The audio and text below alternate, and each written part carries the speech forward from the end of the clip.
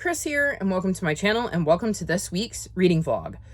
So this week you are actually getting an entire week of reading as opposed to me doing 5 days and then having a weekend themed vlog. I am not doing that this go around, though it may come back in the future. My goal for this week is to just chip away at my TBR. I feel like I've kind of been slacking, and I've got a lot of stuff that not only do I need to read, but I want to read, that I'm really excited about reading. And I think my goal for this week is going to be to see how much of my TBR I can actually get through in 1 week. Because I'm pretty sure every book on my Pick Pongathon TBR. If not, then I've read one of them. I have a majority, I believe, of the books on my Phase 10 TBR, and then I have books I hoped to get to that are kind of on my personal TBR. So like my series to continue, like that I wanted to work on in 2022, I've been trying to make sure to add those to my TBRs where I can. And finishing up my spring covers vlog, because I keep saying I'm going to finish it. I will eventually. I promise. I swear. So we'll see. I am already excited for September and have to keep myself from just completely spending all of my time planning September, because Becca dropped her Bookopoly-thon announcement today, and I've seen the board, and I just want to play, and I'm like, calm down, Chris. You're not even halfway through August yet. It is too soon to be planning your September TBR. Not that I don't have plans for it, but like actively filming my TBR video when I'm nowhere near done with my August TBR seems a little foolish. And I will do Becca's Bookopoly-thon after that, because one of the prompts is TBR game.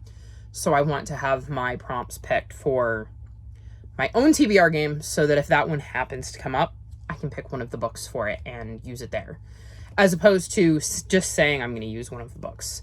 I kind of think it works better when I do my readathon TBRs after my Phase 10 TBR, because then I'm trying to put as much of my Phase 10 TBR on my readathon TBRs as possible. And there was a time when I did it the other way around, so I would end up with these massive TBRs and feel very overwhelmed. But anyways, so yeah, I'm going to focus on my TBR this week. We'll see how it goes. I would like to get through a good chunk of it. I have no idea how many pages I would have to read a day to finish it. I haven't figured that out. I will try to have that info for you the next time I check in, but I wanted to make sure I at least film this intro, because I can be very bad about that. And I'm trying to get better about kind of filming when I feel up to it, and I felt up to it. So here is the intro. Here's Blitzy sleeping. She's been in a lot of my videos lately. I hate when she sleeps on the back of this chair, not because I don't like it, but because when she comes in, she bounds and jumps and like yanks, the whole chair moves. She's a very heavy cat. She's not bad when she's like this, but yeah. Anyways, I'm going to go read and see how much I can get through tonight, and I will check back in with you all soon with an update.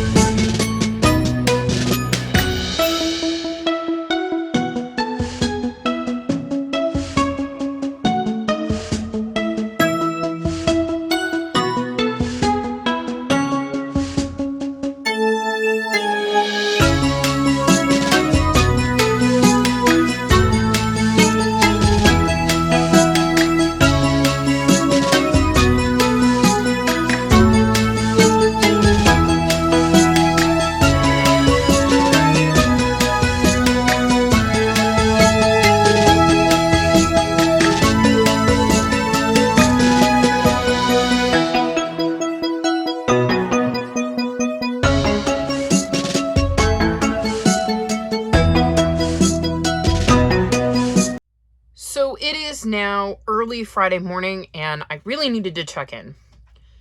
So Yeah, the birdies aren't playing right now, Pork. As you'll have seen in the last clip, he has realized I can make the birdies play on the phone.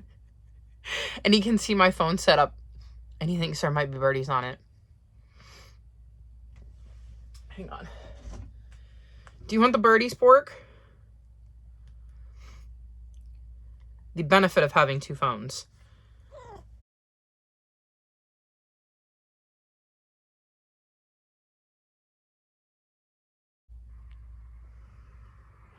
See? Look, here are your birdies.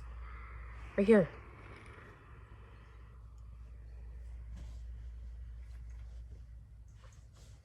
Look down here. Pork.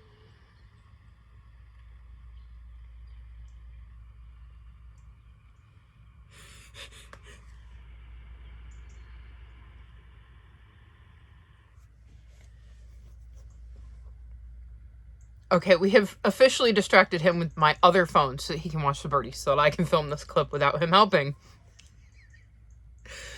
Okay, so my plan, I said at the beginning of this vlog, was to read as much of my TBR as I possibly could. I felt behind, and then I did an entire readathon where I read things that weren't on my TBR. So speaking of said readathon, I read Thunderstar's Echo, and I'm giving this 4.25 stars. This is a novella in the Warrior series. Thunderstar is the very first leader of ThunderClan, and we're kind of back in his time, but after the arc that's like the prequel. And it was really fun being with him and seeing this particular time in his life and the challenge that he had to overcome. It actually worked really well as a novella, and that is usually one of my gripes, is that if we get a novella, sometimes I want more, and I feel like there aren't enough pages to satisfy me for the story. This wasn't one of them. This felt like a perfect example of a small bit of time in Thunderstar's life where we got a tiny glimpse into it, and it fit really well with the novella format, so I really, really enjoyed it. I loved being back with Thunderstar. I will always look for excuses to hang out with the OG cats who kicked everything off and started the clans, because I really fell in love with them all during the Dawn of the Clans arc. And yeah, I can now check this bind up off of my TBR and put it with my completed books. As for books actually on my TBR that I plan to get to this month, I had started How to Get Away with Myrtle, which is the second book in the Myrtle Hardcastle mystery series, and I'm giving that one 4.25 stars. I finished that. In this series, we're following a young girl named Myrtle who lives in a historical time period, and in the first book ends up solving a murder. In this book, she's on a train journey, and there is a robbery, and Myrtle ends up getting involved. I really enjoyed this. I like Myrtle as a character. I like Peony, her cat, and I really enjoyed the mystery in this one and how it kind of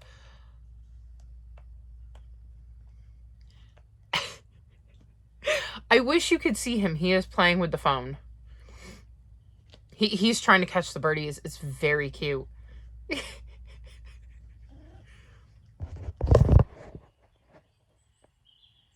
No, you're not going to perform now that you're on camera? He's like, no. Nope. I bet you he starts now that I've turned the camera away from him. Anyways, Myrtle's Journey. I really, really enjoyed that book. I enjoyed the mystery aspect. I was left guessing. I constantly bounced back and forth between who I thought had done it and why. It was just overall a really satisfying mystery, and I definitely plan to continue the series. Then I read The Witch's Ladder by Wendy Wang, and this is the fourth book in the Witches of Palmetto Point series, and we're following Charlie, who has the ability to communicate with the dead and has been called in to help on some police cases as a extra set of eyes, considering what she can do. And this one was trippy. I really enjoy the paranormal aspect here with her ability to communicate with the dead, and how some sometimes ghosts are friendly and sometimes they're not. And I really enjoy the family aspect because she's very close to her cousins and her aunt and uncle, and it's just got a lot of really good family vibes. I flew through this book, and it is one of the series I hoped to read and catch up on in 2022, so I was very happy to make progress with that. I don't know if I said, but I gave it 4 stars, and I just really enjoyed this addition to the series and can't wait to continue. Then I read The Five, which is my nonfiction book of the month. And this is a nonfiction about the victims of Jack the Ripper, because so much focus is put on Jack himself and not as much on the poor innocent women he killed. And these are the 5 that are considered to be canon. There are a lot, I think, of other cases that could be the work of Jack the Ripper, but these are the ones that are considered concrete as far as I can tell. And one of the things this author wanted to do was to bring these women to life and shed some light on who they really were and give you an idea of what their life was like. Because 1, they tend to be forgotten and sensationalized and overlooked and laughed at, and they're kind of the punchline to this Jack the Ripper story. And 2, it's been told that Jack only preyed on prostitutes, and that wasn't the case with these women. And so it was really interesting getting to learn about the 5 of them and see how their lives were similar and how their lives were different because of the time period they lived in and how rough they kind of all had it due to being in that time period. And it was nice that they didn't get into the murders. Like, each section ends when they die and talks about that, but it doesn't get into any of the grisly details and really doesn't give Jack any influence. And I really, really enjoyed that. I'm going 4 stars on this one. It's not my favorite nonfiction that I've ever read, but I did still really enjoy it. Then I read A Dog in King Arthur's Court, and I'm giving this 4.5 stars.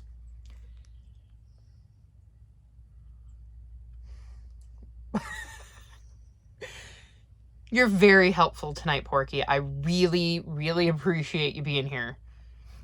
Could you... Oh, I see. Did you lose your birdies? Hey. Your birdie's over here. Here, look. Right here. There you go. Get your tail out of frame.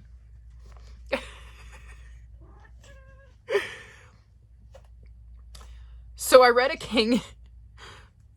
A Dog in King Arthur's Court, and I gave this book 4.5 stars. I really, really enjoyed it. This is a King Arthur retelling, and we're following Cavall, who is a young pup and ends up crossing paths with King Arthur, and King Arthur decides that Cavall is the exact kind of dog he was looking for and brings him and his brother into his household, and his brother is going to be Arthur's son's dog. And so he gets to go to the castle with his brother, and it isn't long after he arrives there that things start to happen, and he realizes that Arthur isn't safe and he maybe has to figure out a way to help him. And all Cavall really wants to do is protect his person because he's grown to really, really care about King Arthur. I love books that have animal POVs, and I found Cavall to be very intriguing and interesting and endearing. It was so fun to see the world through his eyes and get to meet all of the characters and see how he is learning about all of these people I've heard about, like Gwen and Lancelot and Morgana and Arthur and all of these people that you associate with the legend of King Arthur. And I like the magic in the world that we see. And it's just really interesting to see Cavall trying to figure out his place in the castle and learn the rules and what he is required to do as the dog to the king. So it was just really, really interesting and a fun read. It was really quick, and I'm very excited to read book 2 because I own that too. So at some point I will be getting to the second book in the series. Then, continuing with the theme of dog main characters, I read The Empty City by Aaron Hunter. This is the first book in the Survivor series.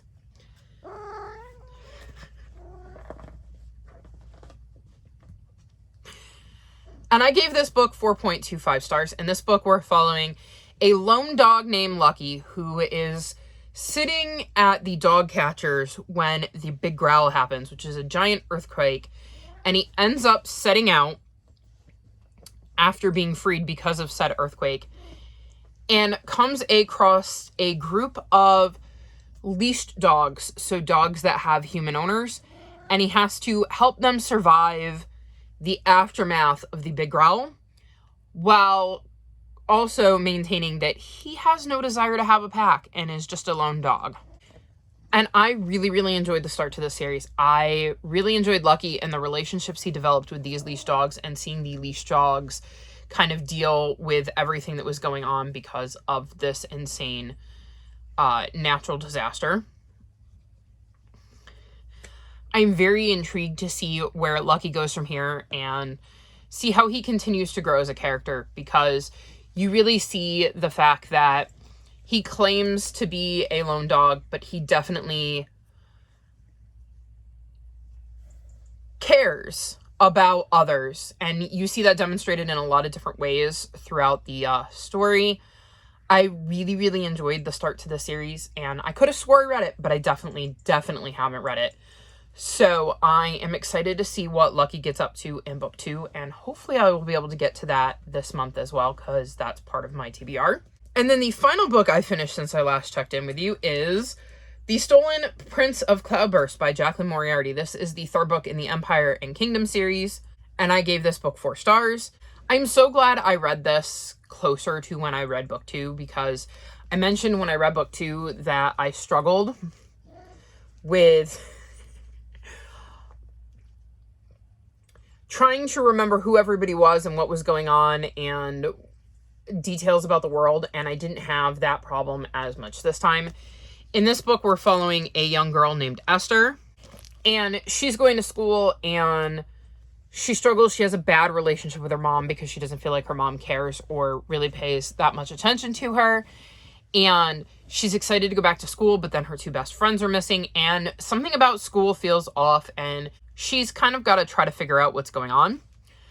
I definitely think my enjoyment of this book was helped by having read it so soon, and I'm a little bummed that book 4 isn't out yet, or might not be out yet. I'm gonna have to look into that, but if it is out, I don't know that my library has it, so I may have to see if they can get it if it is out, because I would love to continue on with the series while everything is still fresh. So I'm either caught up or very close to being caught up. Porky, you're really not helping this video. Where were you in the kitty vlog? What about your birds? No? So, yeah, hopefully I will be able to figure that out and continue to stay caught up on this series, because I like being able to be caught up on series. So now I have 3 books I'm in the midst of. I'm going to run through them real quick, especially considering this isn't easy with my little helper. The first is The Icing on the Corpse, which is the 3rd book in the Positively Organic Mystery series. I am like 65 pages in. I'm enjoying this. In this series, we're following a woman named Stan who has moved to a small town, and she makes organic pet food. And in this book, a beloved older lady in the community ends up being found in a heap at the bottom of a set of stairs, and Stan has to figure out whether it was just an untimely accident or whether there was more involved, and if so, who did it. I'm enjoying this so far. I really like Stan and her crazy crew of pets and the quaint little town that she lives in, and I'm very curious to see how this one plays out. So I'm enjoying it so far. Then I started Josephine Against the Sea, which I keep wanting to call Jacqueline of the Sea. I don't know why. I'm like almost 100 pages into this, and we're following Josephine, who really, really wants to play cricket. She's super into cricket, but the coach doesn't really want a girl playing, and her dad is worried that she will get hurt, and it's just her and her dad, and she's not really thrilled about the idea of her dad dating. I don't think she's really ready for it, and unfortunately, this woman comes into her dad's life, and she just feels like something is off about this woman, and she has to kind of get to the bottom of that and hopefully protect her dad from this really weird woman that he's met. I will say this isn't my favorite book so far. I'm not super invested in the story. And if I'm not careful, I could see myself totally tuning out of this because I'm listening to the audiobook. So it might be one where I have to listen to the audiobook while reading along, because I feel like if I'm listening to the audiobook while not reading and trying to do something else, I might just tune out. So it's feeling very 3.5 stars to me, but I still have plenty to go and it could completely change my mind. And then the last book I've started is, surprisingly, Wings of Shadow. I did not realize Scribd had the audiobook. I did a quick check today because I knew I needed to start reading this if I was going to read it this month, and found out Scribd had the audiobook. So I am now listening to this. If you hadn't seen my vlog where I talk about Heart of Betrayal, book 2. Is it the Heart of Betrayal? Heart of Flames.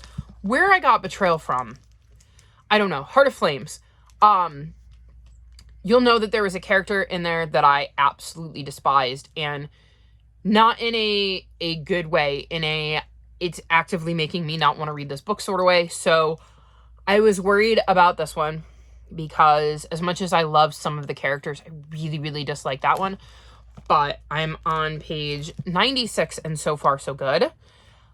I'm enjoying it. I don't think it's going to be like a new favorite series or anything like that, but I don't think it's going to be a series that when I get to the end of it, I regret reading or felt like was a waste of my time. So I'm definitely enjoying this more than book 2, at least at the moment. So I still have 500 pages to go. So a lot of things could change between now and the end of the book. But so far, I'm enjoying it more than book 2.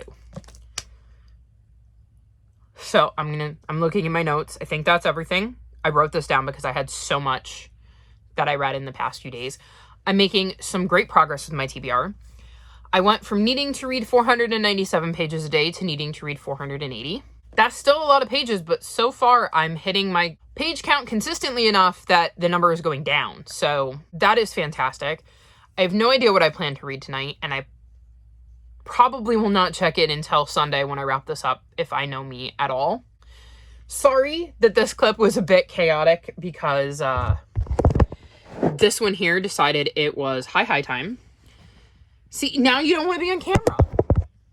Of course not.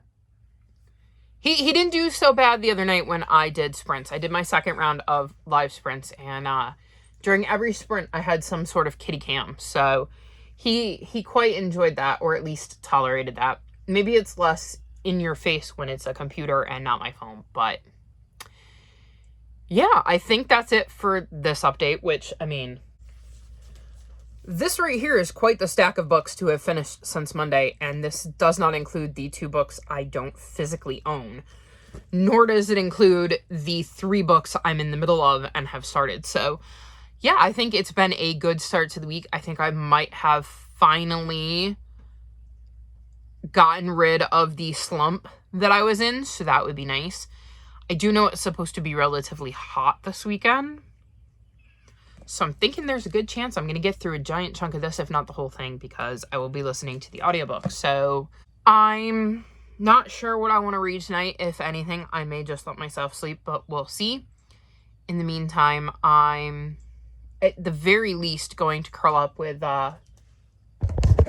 Mr. Porky here and do something relaxing so that I can wind down for bed. And yeah, I will hopefully check in with you soon, at the very latest Sunday night, or well, early Monday morning. And yeah, that's all I got for you right now. I will see you all in the next clip.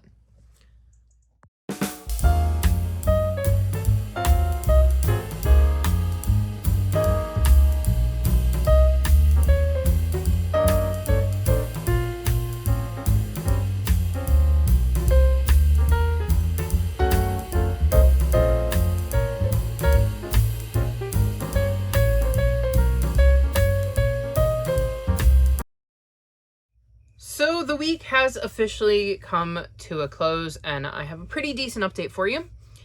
First off, I finished The Icing on the Corpse, and I'm giving this book 4 stars. This is the 3rd book in the Positively Organic Mystery series, and in this series we're following Stan, who is moved to the town of Frog Lodge in the 1st book, And it is a bit of a small town where everybody kind of knows everybody. And she makes organic pet food and treats.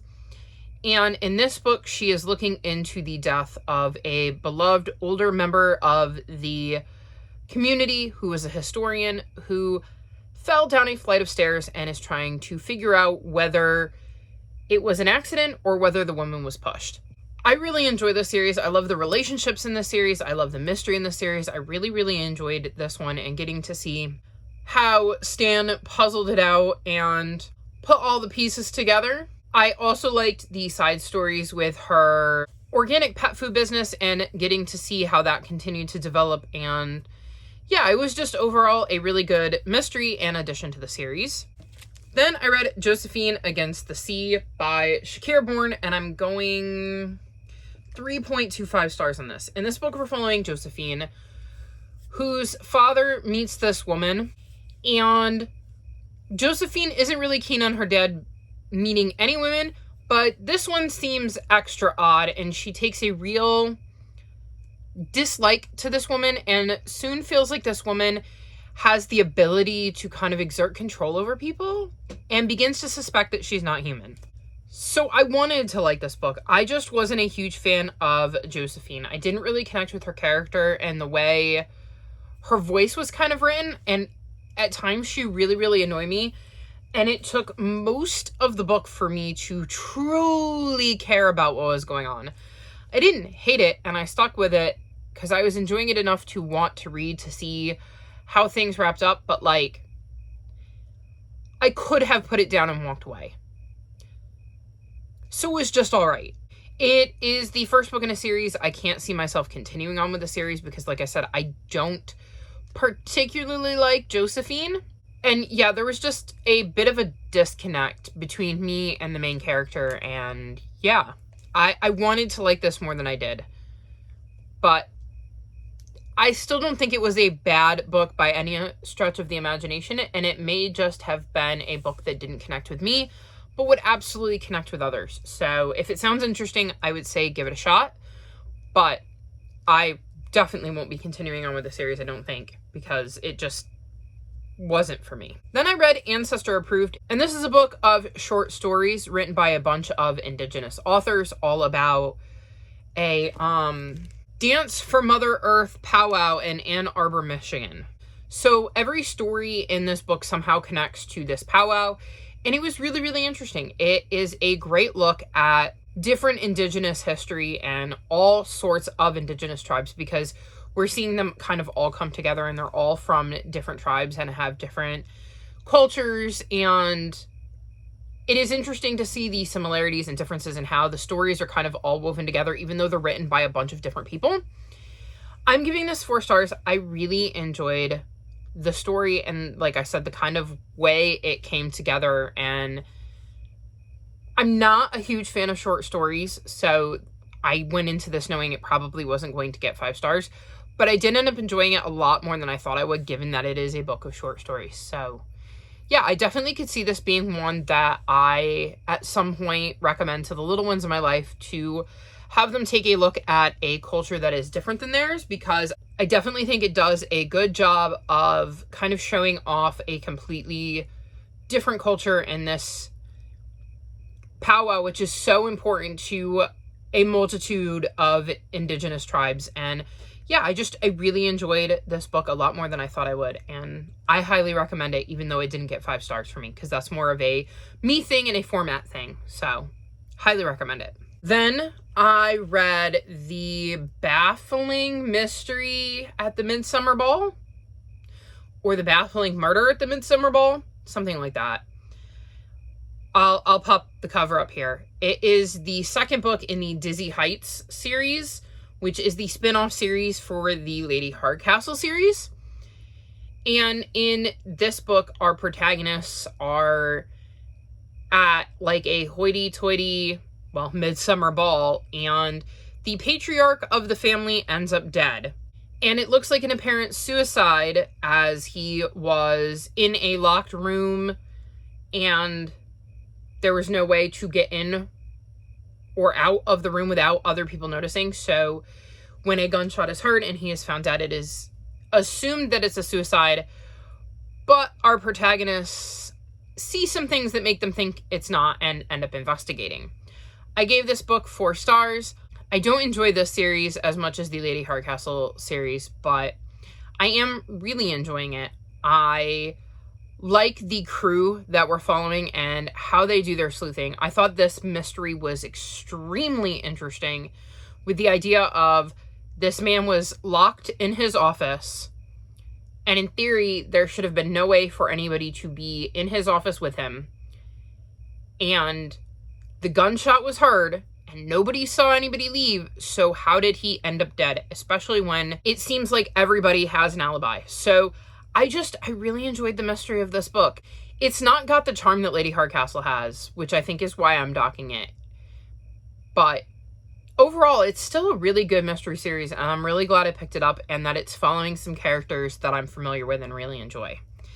And then the last book I have an update for is Wings of Shadow by Nikki Palpretto, and this is the 3rd and final book in the Crown of Feathers or Phoenix Riders trilogy, and I finished this. I think I'm going 3.5 stars. It's disappointing because I remember loving book 1 so much the first time I read it, and I really enjoyed it when I reread it. And then I was not a huge fan of book 2, and that feeling didn't go away with book 3. By the time I got to the end, I just wanted it to be over. I mean, it's still getting 3.5 stars because there were things I did really, really like about it. In the first book, we're following Veronica, who wants to be a Phoenix Rider, Tristan, who is secretly a Phoenix Rider, and Sev, who is hiding his animage abilities because in the kingdom kingdom, area, land, whatever you want to call it, that the 3 of them are from, they are totally against Phoenix Riders and Phoenixes and animages and all of that kind of stuff. So Sev is hiding his abilities from everybody for his own protection. And I really like the characters whose POVs we have, except for one, which is the same one I didn't like in book 2. And there were characters I grew attached to throughout the series, and I just enjoyed some of their stuff, but the character I didn't like, I disliked so much that it just ruined the book for me and the series for me. The only thing I can think to compare it with is the series that shall not be named, and my least favorite book in that series is book number 5. And that is because my least favorite character in the entire series is in book number 5. And I think a lot of people's least favorite character shows up in book number 5 in the series that shall not be named. And it just kind of ruins the vibe and the atmosphere of the series. At least it did for me in that series. And I think this had a similar thing of, I just disliked this character so much that it sucked all of the joy out of the rest of the book and the characters that I did like and the storylines that I was enjoying. So yeah, this is not one of my favorite series, but I'm glad to be able to say I finished it. I'm happy to know how the story wrapped up and what happened to all of the characters I did grow to care about. So I don't think it was a waste of time, which is why it's still getting like 3.5 stars, but it's not my favorite series by a long shot. And that's everything I read this week. I think I counted and I figured it was like 12 books. Because I read the 5 books I just mentioned, and I've pulled this up so I can get this right. I read, so those 5. And then I read The Witch's Ladder, How to Get Away with Murder, The Stolen Prince of Cloudburst, A Dog in King Arthur's Court, The Empty City, Thunderstar's Echo, and The 5. So yeah, 12 books in 1 week. I think my slump is officially busted, assuming I didn't just cause another slump. But I don't think so. I'm feeling really, really good about reading right now. So hopefully I can keep up the momentum, but that definitely helped with my TBR and knocking it down some and getting some books off of it, considering that's 12 less books I have to read in the final, 10 days of the month? So not a bad reading week, if I do say so myself.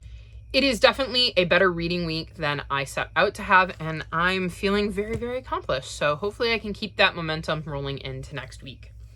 But I'm going to wrap this vlog up here.